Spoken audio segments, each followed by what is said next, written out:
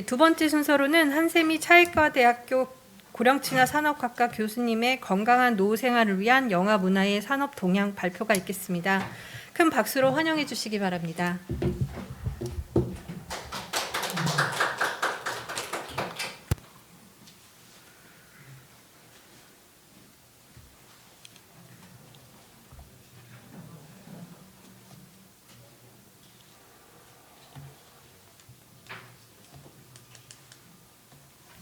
네, 안녕하십니까. 차의과학대학교 고령친화산업학과 한샘희입니다.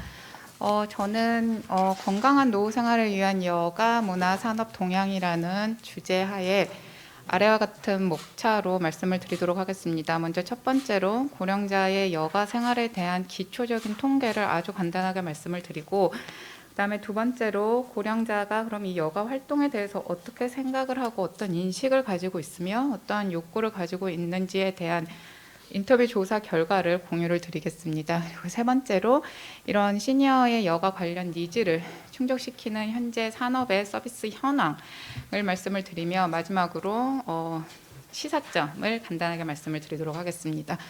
먼저 첫 번째로 시니어 여가 활동에 대한 통계는 우리가 고령자 통계, 국민 여가 활동 조사, 국민 여행 관련된 조사 등에서 이제 통계치를 확인을 해볼 수 있습니다.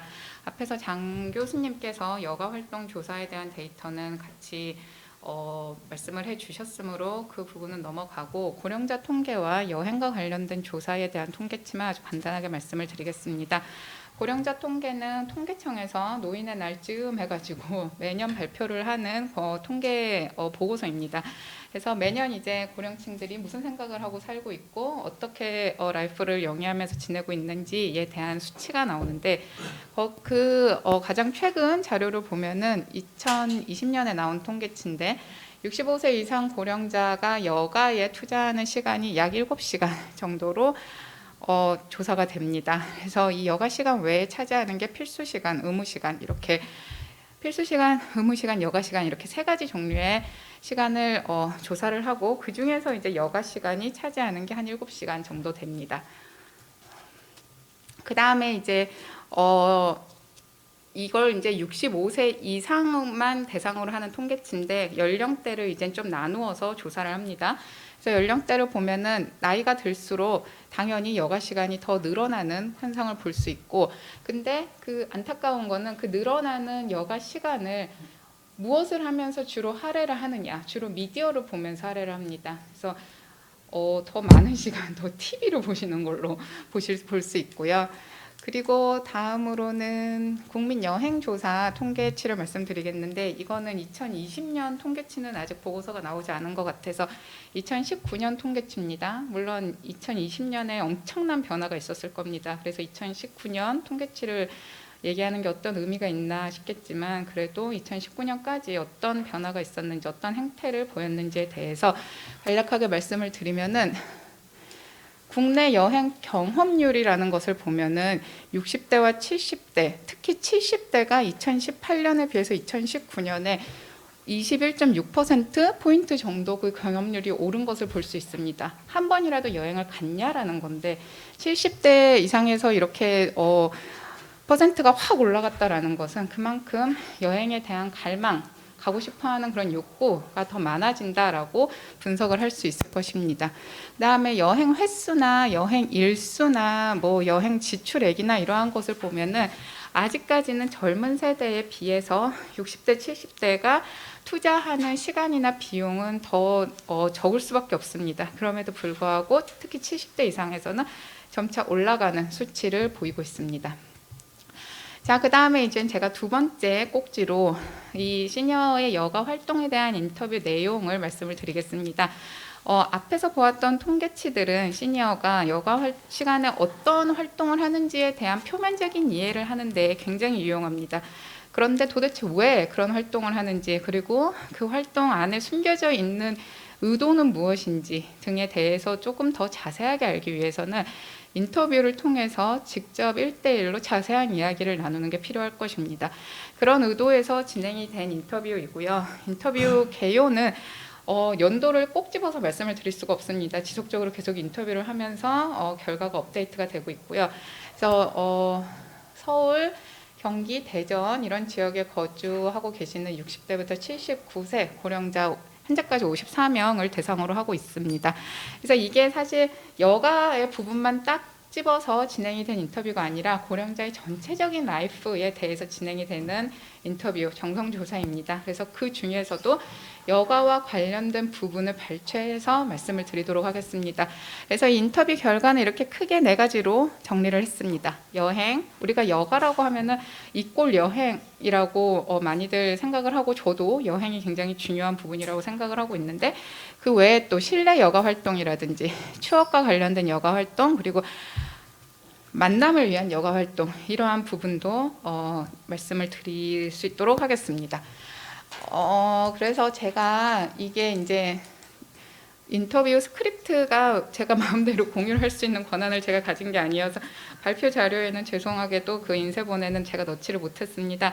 그래서 이 발표할 때에는 이제 제가 넣기는 넣었는데 근데 이 부분들을 다 하나하나 짚고 넘어가기에는 시간이 부족하니 핵심되는 부분만 짚고 넘어가도록 하겠습니다.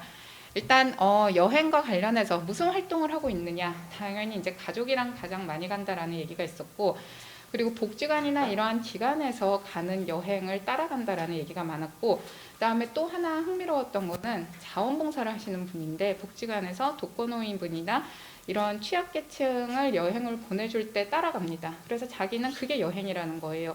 그렇게 따지고 보면은 고령자들이 진행하는 봉사활동이 여가가 될 수도 있는 거고요. 고령자들이 누구를 도우려고 하는 활동이 여가가 될 수도 있는 거고요. 그런 식으로 고령자의 여가 활동은 단순히 노는 거, 시간을 즐겁게 보내는 거 여기에서 멈추는 게 아니라 아까 장태수 교수님께서 말씀 주신 것처럼 웰리스의 5가지 차원을 다 아우르는 그런 활동이 고령자의 여가 활동으로 보아야 하지 않는가 하는 생각이 들었습니다. 그 다음에 이거는 지금의 코로나 상황 전에도 직접 여행을 가는 것보다는 나는 TV나 뭐 인터넷이나 이러한 데에서 여행 관련된 콘텐츠를 보는 게 더 좋다, 더 편하다라고 말씀하시는 분들이 많았습니다. 그래서 이때 당시에 우리가 VR 여행 컨셉을 테스트를 했는데 아니 이런 게 우리는 필요가 없다. 나는 걸어서 세계 속으로 보면 되고 테마 기행을 보면 된다. 의외로 그런 얘기가 있으셔서 그래서 과연 이 기술을 가지고 고령자의 일상생활에 침투를 하는 게 얼마나 의미가 있을 것인가, 그들이 그것을 과연 얼마나 필요로 할 것인가에 대해서 한번 되새겨 볼 그럴 기회였고요. 그 다음에 이제 지금까지는 현황에 대해서 말씀을 드렸고 이제 여행과 관련된 여가 활동의 어려움과 불편함에 대해서 말씀을 드리겠습니다. 근데 이게 이제 고령층을 대상으로 이제 인터뷰를 한다라든지 조사를 할 때 제일 난감한 것 중에 하나가 나는 아무것도 불편한 게 없고 모든 게 괜찮아라고 얘기하시는 분들입니다. 그래서 그분들은 이미 지금 일상생활에 익숙해져 있기 때문에 무엇인가를 새롭게 하겠다. 뭐 어떤 새로운 제품이나 서비스를 사용을 해보자 이러한 것에 대해서 좀 이렇게 아니 난 안 해도 돼, 난 지금도 오케이야 라고 하시는 경우가 많은데요. 그런데 그럼에도 불구하고 설득을 하고 해서 이제 어떤 점이 불편하신지에 대해서 내용을 좀 발췌를 해보았습니다. 일단 건강이 좋지 않아서 놀러 가기가 너무 힘들다라는 의견이 많았고요. 그리고 나는 괜찮은데 친구들이 아파서 같이 갈 사람이 없다. 그다음에 사실 나는 내가 좀 아파도 남들이 괜찮다고 하면 가고 싶은데 남들한테 피해를 줄까 봐 가기가 좀 뭐하다 하는 그런 의견들이 있었습니다. 그래서 이런 분들이 또 이제 말씀을 하시는 게 이게 또 제가 60대부터 70대까지 인터뷰를 했는데 60대하고 70대는 또 달라요. 70대는 이런 식으로 말씀을 하십니다. 나는 여행을 가고는 싶은데 나를 대상으로 하는 여행 상품이 없어. 그래서 50대, 60대가 가는 패키지를 따라가면은 일정이 너무 바빠서 힘들다라는 얘기를 많이 하시더라고요. 그래서 본인의 연령대가 갈 수 있는 여행 상품이 없다라는 얘기를 하셨고, 그래서 이런 어려움을 가지신 분들이 내가 선호하는 게 뭐냐라고 말씀을 하시는 게 부담을 주지 않는 선에서 누군가와 함께 가거나, 그러니까 그게 나의 지인이 아니라 누군가가 내가 돈으로 고용을 할 수 있는 누군가면 좋겠다라는 거예요. 근데 또 그것도 이렇게 비싸면은 안 되고 자원봉사자나 그런 분들이 오시는 게 마음이 편하다 뭐 이런 뉘앙스였고, 그 다음에 걷는 거는 많이 힘들고 버스도 편안한 버스, 이런 이동 수단 위주의 여행을 선호한다라고 말씀을 하셨습니다. 그리고 이제 인터뷰 자료를 지금부터 말씀을 드리다 보면 항상 이게 나올 거예요. 경제적 상황. 그래서 이거는 일단 넘어가도록 하겠습니다.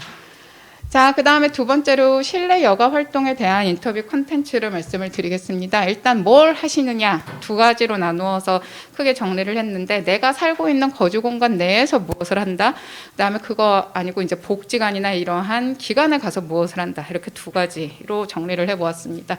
거주 공간 내에서는 일단 뭐 서예를 한다라든지 바느질을 한다, 술을 놓는다, 이런 정적인 활동을 하시는 분들도 있었고, 홈 트레이닝을 한다라는 분들도 계셨고요. 그 다음에 복지관이나 이러한 기관에 가서 하시는 여가 활동으로 뭘 배우시는 거, 뭐 가서 나 그림 그려, 나 거기 가서 뭐 악기 배워, 이런 게 다 여가예요. 그러니까 뭐랄까요, 이거는 교육 활동, 이건 배움 활동이고, 이거는 여가 활동이고, 이렇게 나누는 것 자체가 굉장히 산업 위주의 접근 방법이라는 생각이 들었습니다. 그들이 그것을 함으로써 즐겁고 누군가를 만날 수 있어서 뿌듯하고, 그러면은 그들의 입장에선 그게 여가가 되는 거고요. 자, 그 다음에 복지관에 가면 또 좋은 거 중에 하나로 얘기를 한 게, 시니어의 특성을 고려한 여가 콘텐츠를 제공을 한다라는 겁니다. 노화가 진행이 되면서 굉장히 많은 변화가 일어나게 되는데, 그중에서 아무래도 가장 큰 변화, 눈에 띄는 변화는 신체적 변화 아니겠습니까?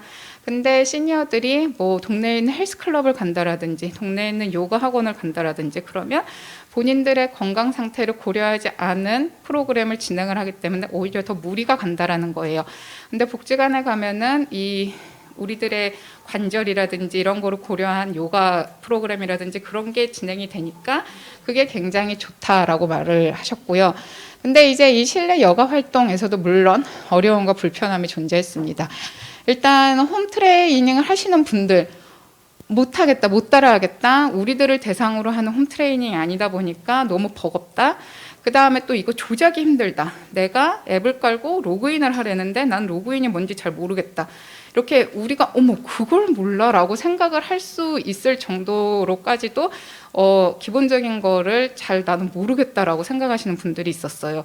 그래서 시니어를 대상으로 뭔가 나는 여가 서비스를 제공할 건데 일단 앱을 만들어서 제공을 해보자, 그게 생각만큼 그렇게 단순한 게 아니라는 것을 깨달았고요.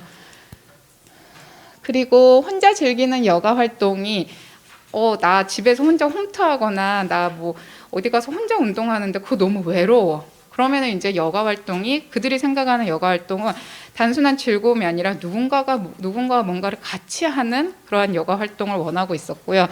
그 다음에 이거는 복지관에 적응하는 게 너무 힘들다라는 겁니다. 내가 여가 활동을 즐기려면 복지관 같은 기관에 가야 되는데, 복지관에 가면 사람들이 텃세를 부리고, 그 다음에 나는 60대인데 거기 가면 80대, 90대 분들이 계시는데 나한테 자꾸 심부름을 시켜서 난 가기 싫다. 거기에서도 세대 간 갈등이 일어나고 있었고요. 자, 그 다음에 갈 수 있는 공간이 없다. 내가 뭐 당구를 좋아하는데 이제는 다 어린애들이 와서 가기가 좀 그렇다 하는 그런 코멘트, 그 다음에 또 경제적 부담이 있었고요. 자, 그 다음에 추억과 관련된 여가 활동입니다. 제가 이거를 일부러 이렇게 길게 이 스크립트를 가지고 온 거는 너무나도 뭐 자기가 소름이 끼칠 정도로 좋았고 감동적이었다, 자기가 어렸을 때 갔던 장소를 갔던 게 너무나도 이 삶에 있어서 너무 큰 동기부여가 됐다, 막 그런 얘기를 길게 해주셔서 일부러 이렇게 길게 가지고 온 겁니다. 본인이 어렸을 때 자라던 그 환경에 다시 가보는 것을 되게 많은 의미를 부여하시는 분들이 많았습니다. 그리고 과거의 문화, 그런 영화나 음악 등의 컨텐츠를 그리워하시는 분들이 있었고, 근데 이제 물론 모두가 다 과거를 그리워하는 건 아니었고, 나는 과거는 생각도 하기 싫다는 분들도 물론 계셨습니다. 자, 그 다음에 이제 이 추억과 관련된 여가 활동의 어려움이나 불편함, 역시 또 장소입니다. 내가 좋아하는 컨텐츠를 즐길 수 있는 그런 장소가 많이 없는 것 같아서 아쉽다라는 얘기가 있었습니다. 자, 그 다음으로는 만남을 통한 여가 활동의 현황을 말씀드리면, 일단 가족이랑 연락을 많이 하시고, 그 다음에 기존에 알던 친구들, 그다음에 교회, 뭐 종교 활동 나가시는 거, 그다음에 내가 살고 있는 지역 기반으로 새로운 친구들 만나는 거, 그다음에 여기서 또 복지관에 가시는데 모르겠습니다. 제가 인터뷰하는 분들의 성향이 그랬는지 어쩌는지 모르겠는데 내가 복지관 가서 친구를 사귀는 건 내가 너무 외로워서 그들한테 술도 사주고 그러면서 같이 친하게 지내는 거야 하는 식으로 얘기를 하시는 경우가 많았습니다. 그래서 정말 외로울 때 가는 장소라고 생각을 하시는 것 같아서 그 점이 좀 안타까웠습니다.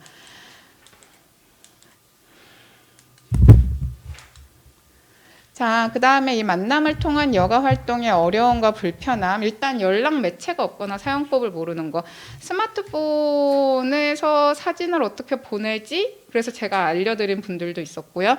그 다음에 여기서 역시 또 경제적 문제. 친구를 만나는데도 만나서 밥 한번 먹으려고 그러면 돈이 드니까 우리는 공원에 앉아서 커피를 마셔. 뭐 이런 분들도 계셨고요. 그 다음에 만남의 기회 부족. 내가 만나고 싶은 사람이랑 어떻게 만나는지 잘 모르겠어. 그런 분들이 있었고, 그러면은 인터넷을 사용하실 줄 알면 인터넷으로 만나보시는 게 어떻습니까? 그러면은 그것에 대해서는 굉장히 부정적인 반응을 보이셨습니다.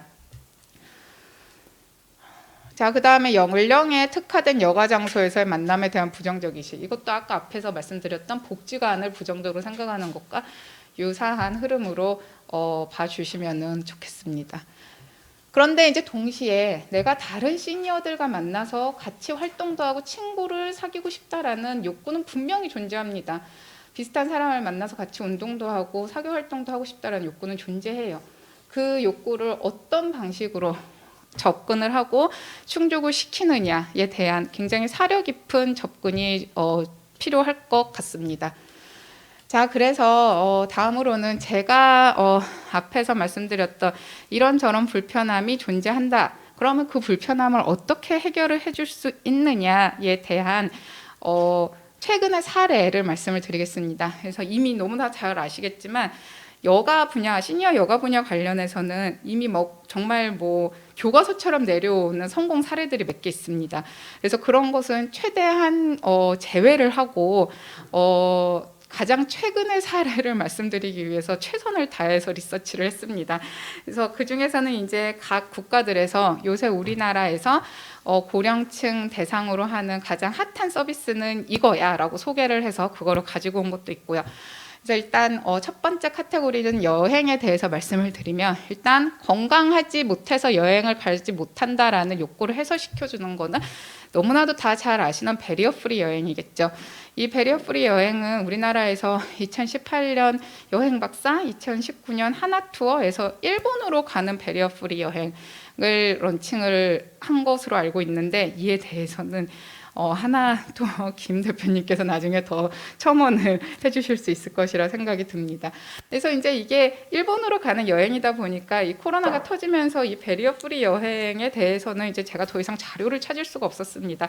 아마 이제 해외로 가는 것 자체가 막혔기 때문에 뭔가 사업이 더 펼쳐지고 있지 못하는 것 같았고, 그 다음에 앞에서 나보다 나랑 연령대가 안 맞는 사람들이랑 여행 가는 게 너무 힘들다. 그래서 70대 이상은 좀 더 세분화된 연령에 세분화된 그런 여행 프로그램이 필요하다라고 얘기를 하였는데 배리어 프리 프로그램으로 여행 프로그램으로 이미 유명한 클럽 투어리즘에서 연령대를 굉장히 세분화해서 여행 프로그램을 또 운영을 합니다. 그래서 70대 이상 그래서 하루에 방문하는 투어 어트랙션이 굉장히 널널하게 짜고 스케줄을 널널하게 짜고 그다음에 의자도 버스 의자도 편하고 버스에 다 화장실 있고 뭐 이런 식으로 시니어의 특성을 고려한 여행 프로그램이 진행이 되고 있고 그다음에 더 세분화해서 75세 이상으로도 타겟팅이 세분화됩니다.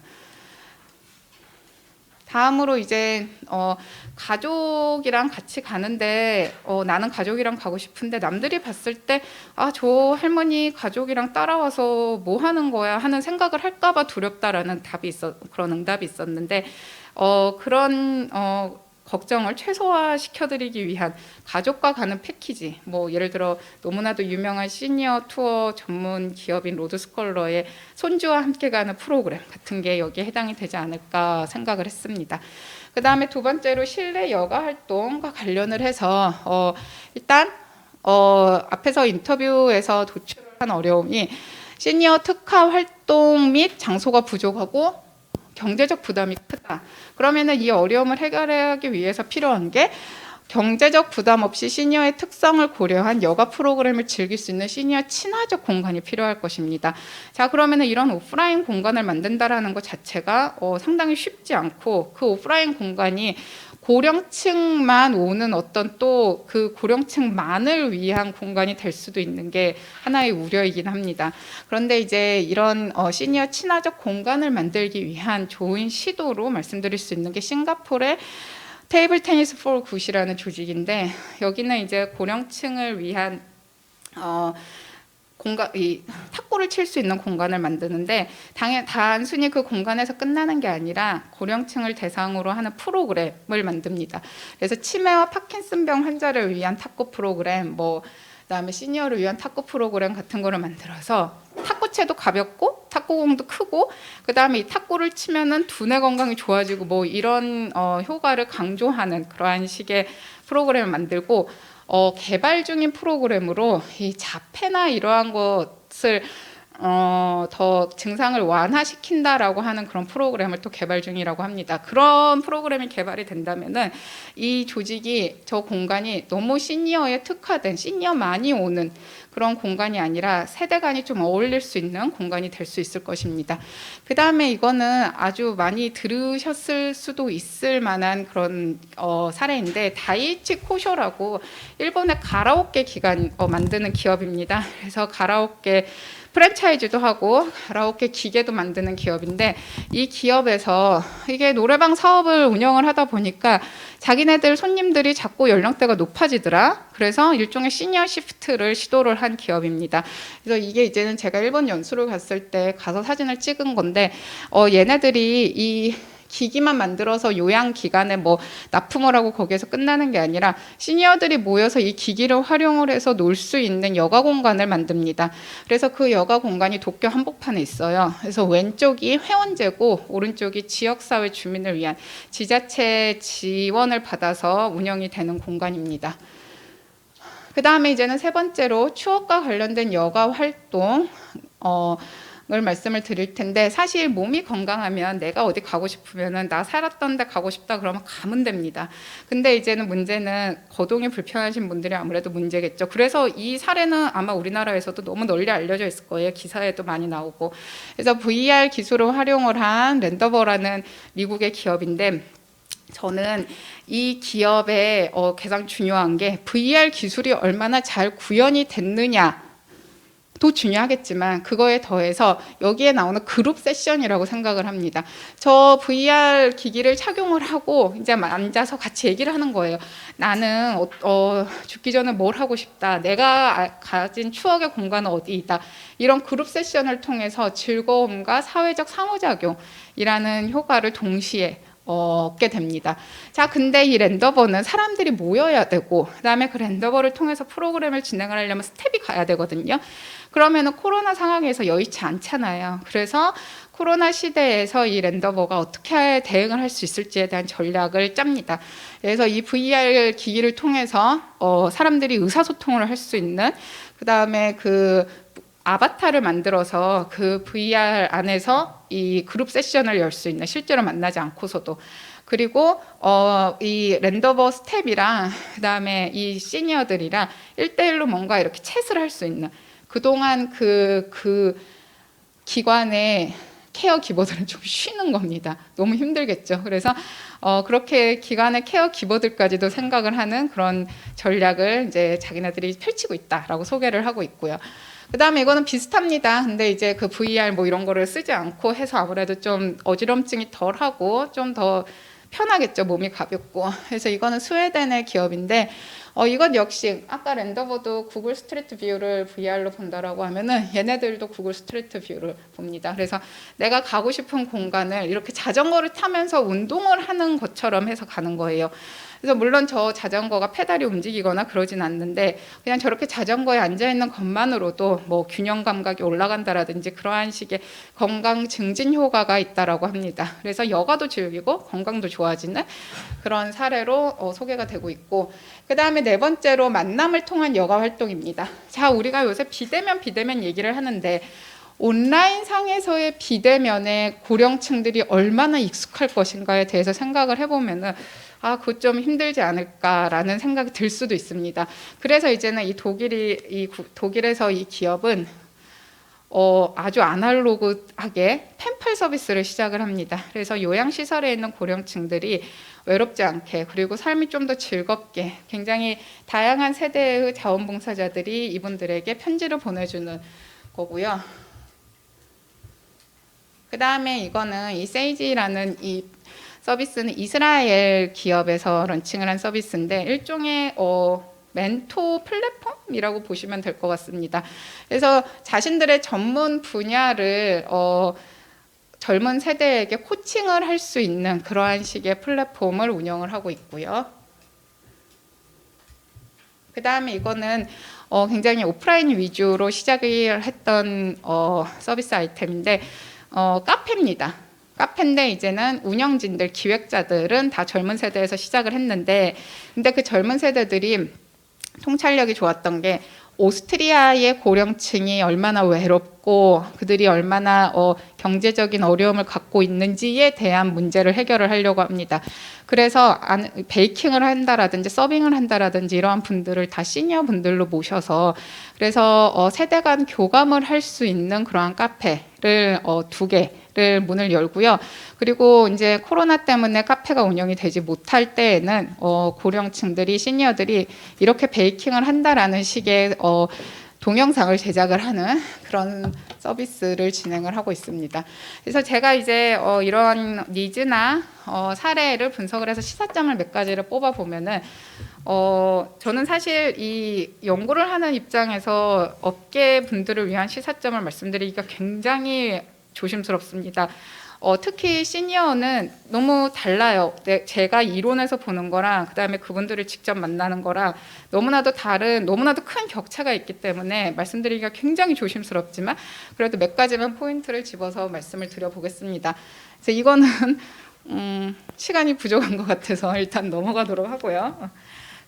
그래서 이제 인터뷰와 사례 분석을 통한 시사점으로 일단 젊은 세대와 교감을 할 수 있는 여가가 필요하다라는 건데, 근데 문제는 본인들 60대 분들도 70대 80대와 교감을 하기 싫어한다라는 거죠. 그러면은 20대 30대가 60대와 얼마나 교감을 하고 싶어 하겠습니까? 그래서 그런 세대 간 격차를 이해하시고, 그리고 어떻게 하면 젊은 세대에게 접근을 할 수 있을지에 대한 행동이라든지 애티튜드라든지 사고방식이라든지 그러한 거에 대한 에듀케이션이 어느 정도는 필요하지 않을까에 대해서 생각을 했었고, 그리고 고령층에서도 너무나도 당연히 세분화가 필요하다라고 보여지고요.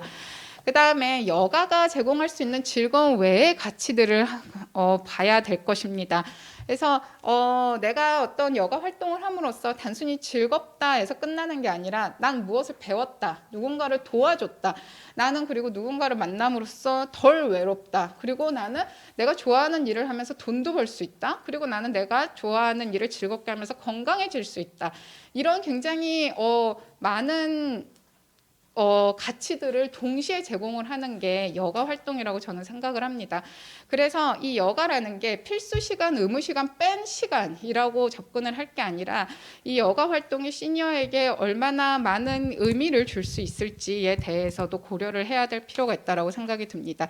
그리고 여가 활동이 시니어에게 건강 증진의 효과를 준다라고 강조를 하고 싶다면은 이게 건강인 만큼 그에 따른 에비던스를 제공을 할 필요가 있다고 생각이 듭니다. 그래서 앞에서 실내 여가 활동에서 제가 테이블 테니스 4 굿이랑 그다음에 다이치 코쇼 사례를 말씀드렸는데, 여기에서는 본인들한테 와서 탁구를 치거나 노래를 부르면서 하는 여가 활동이 그 건강 증진 효과를 준다라는 것을 산학협력을 통해서 다양한 연구를 해서 입증을 해냅니다. 그리고 이 여가 활동이 다른 산업에 줄 수 있는 긍정적 연계 효과에 대해서도 고려를 해야 될 것입니다. 내가 여가 활동을 즐겨서 건강해졌어요. 그러면은 그 건강해지면은 이동이 가능하게 되니까 외출을 하고 싶습니다. 외출을 하려면은 그래도 옷을 하나라도 더 사 입어야겠죠. 그러면은 옷을 사 입으러 어떤 오프라인 장소 마트에 갈 수 있을 것입니다. 그러면 옷을 사 입었어요. 또 어디에 가고 싶어요. 그러면 다시 여가 활동을 하러 오는 거죠. 이러한 식의 선순환 연계 구조가 일어날 수 있고, 이 연계 구조를 노려서 앞에서 말씀드렸던 다이이치 코쇼와 그다음에 일본의 큰 마트인 이오는 협력 체계를 맞습니다. 이게 앞에서 말씀드렸던 클럽 투어리즘도 이와 비슷한 접근을 하고 있는데 그 개호 시장에 뛰어들었는데, 그 개호 서비스를 제공을 할 때 본인들이 강조하고 있는 거는 건강해져서 여행 가자입니다.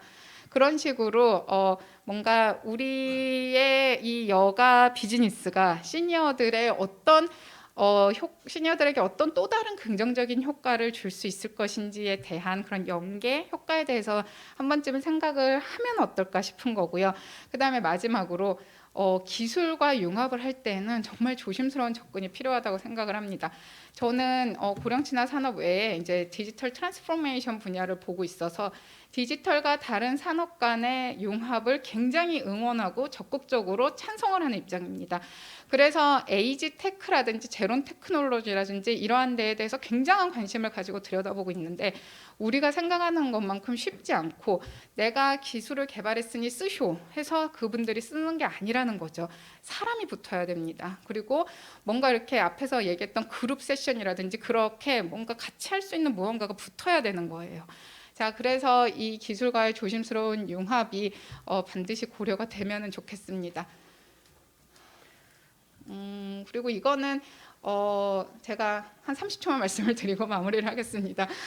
시니어 비즈니스 분야에서 이 프로덕트하고 서비스, 그다음에 커뮤니케이션 간의 매트릭스를 이제 소개를 드리고 있는데, 우리는 이 고령친화 산업, 시니어 여가 이러한 것을 굉장히 이 사일로한 관점에서 보고 있는 게 아닌가 하는 생각이 간혹 듭니다.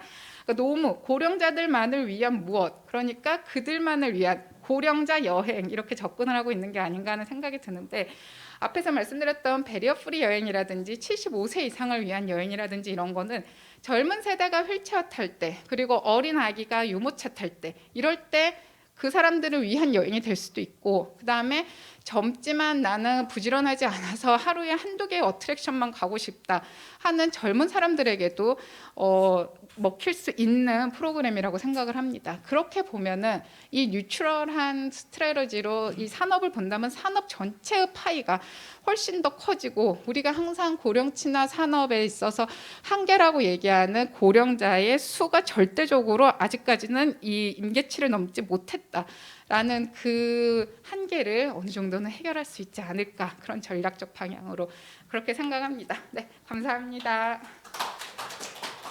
네, 한세미 교수님 발표 감사드리겠습니다. 현장에서의 고령자 인터뷰를 통해서 여행과 여가에 대해서 니즈를 살펴보고 거기에 대한 해외 사례까지 연결된 발표였던 것 같습니다. 혹시 발표 중에 궁금한 사항 있으시면 말씀 부탁드리겠습니다.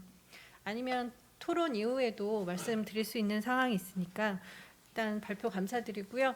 장태수 교수님과 한세미 교수님께 다시 한번 감사 인사드리겠습니다.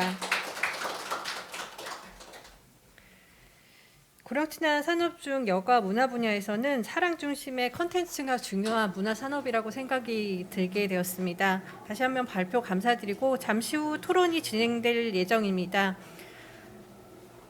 토론 준비가 되는 대로 진행하도록 하겠습니다.